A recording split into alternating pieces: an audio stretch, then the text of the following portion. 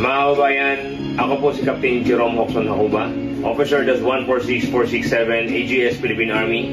Ngayon po is November 30, 2025 at ngayon po ang cut-off ko bilang isang aktibong sundalo. Na-discharge po ako due to my disability. Ako po ay totally blind. Nasabugan po ako ng bomba sa Mindanao during our combat operation against the BIFF. At ako po ay pumasok sa sundalo na buo, kompleto.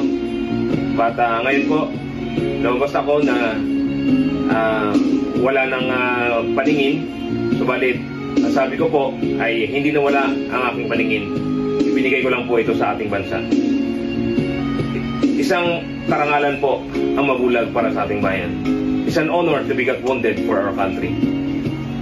So what kung nawala ang aking paningin? The important is I did something for our country. I believe that I did my part as a soldier, as your soldier. Kahit ano po nang nangyari sa akin ay hindi ko po pinagsisisihan. Kahit ako bibigyan pa muli ng pagkakataon na makapag-serbisyo muli sa bayan, pipiliin ko pa rin ang pagiging isang sundalo.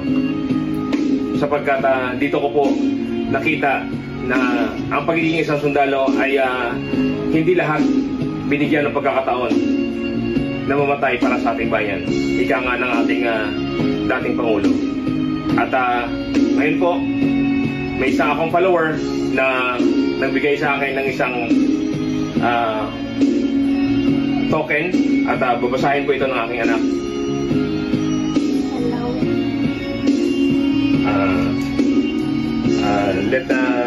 Please read, anak.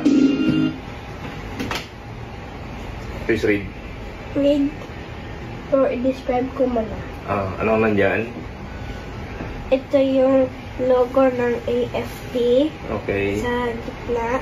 So, sa baba yan dito may nakalagay Jerome J. Hakuba, Captain O-146467.